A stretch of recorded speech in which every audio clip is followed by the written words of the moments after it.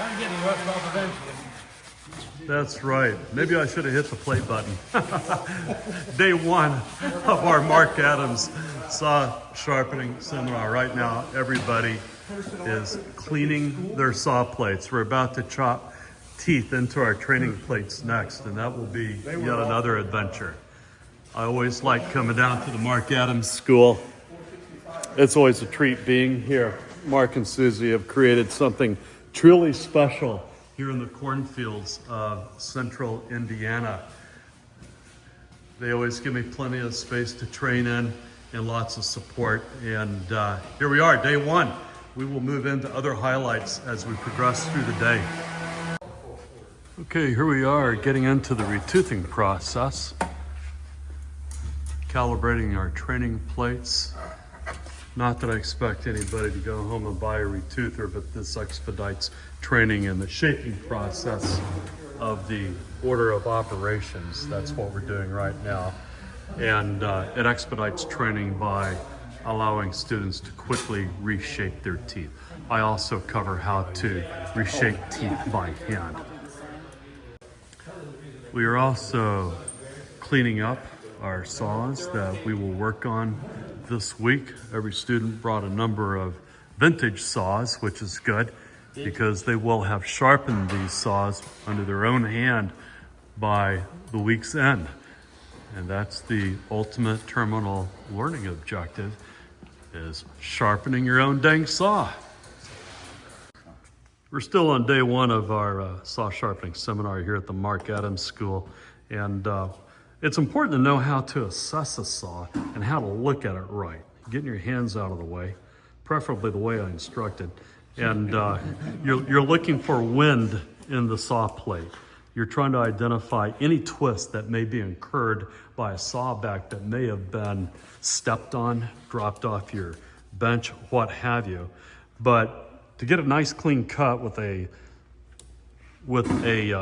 backsaw involves making sure you get all the twist out of a plate. All right, so you're sighting along that leading edge of the plate, seeing whether it's in parallel to the handle, and then you're looking along the underside of the saw back to see if that saw back may have been dropped or stepped on, what have you, because that will tell the story as to why there may be a waver along your tooth line. Oh yeah, now we get the new charts, get to pull their duty. Maybe acetating them wasn't the best idea with the glare I'm getting off that. It's worse on camera than it is in real life, but you betcha. This is where the rubber hits the road on the theory part of what we're imparting here. Everybody's actively engaged. We're cutting teeth, shaping teeth, dotting the teeth, and getting ready to get into the Sawtooth geometry part of this class, right, Tom? Yes, absolutely. Do you want to check us on this tension thing? So Absolutely. Tell me what you did. Come on, don't ruin the video, man. Tell me what it was you did. Well, we've got it adjusted. We set it in there. We've checked it. It's skipping the right number of teeth, and I think the tension's okay on that. You think or you know? I don't know. You don't know, I do not but I know. taught you. You have demonstrated. All right. All right, we'll get on it.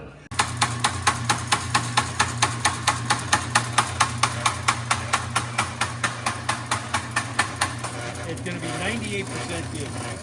Shoot, you're gonna give me a dry run first? I'm filming. All right, let's You're go. you're live on So candid I'm gonna camera. joint, and what I want to do is I want to use my finger as a fence here to keep this straight. I want to cant it a bit, and I'm gonna lift to not round over the end. Go for it. Try to lift it at the end. There you go, perfect. And now you've raised. Go ahead, you want to hit it once more, feeling? Yeah, let's do that. Beautiful. Now check out your flats. Look how beautiful they are. Fabulous. There it is. Can I show you my homemade one? Absolutely. Write it right off then? Yeah, Now, Tom, you put the wood against there. go ahead and That's describe your- how you made that, Tom. You put the wood against that, and that's where you got 90 degrees. You see, you don't need to buy a fancy doodad. You just get a block of wood, and if you're half as cool as Mr. Mr. Mike over here, Oh, I like that. you'll create a jointing tool Somebody that'll should give you help do nice flats Can you hold it down? on top of that. All right, here we are, eyeball deep in the afternoon of day one, and the students are rocking it. We're hammer setting.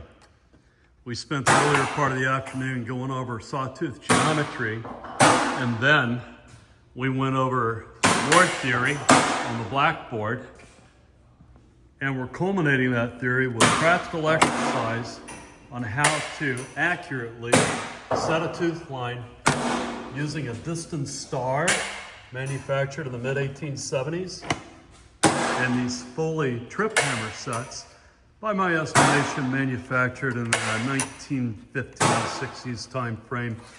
Still antiques. Tomorrow we're going to get in here to see more Smith hammer sets and the Bad Axe hammer set.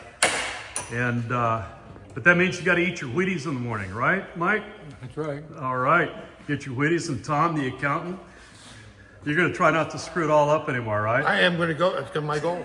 Good to have goals. All right, guys, we've had a great afternoon for day one. I appreciate your work.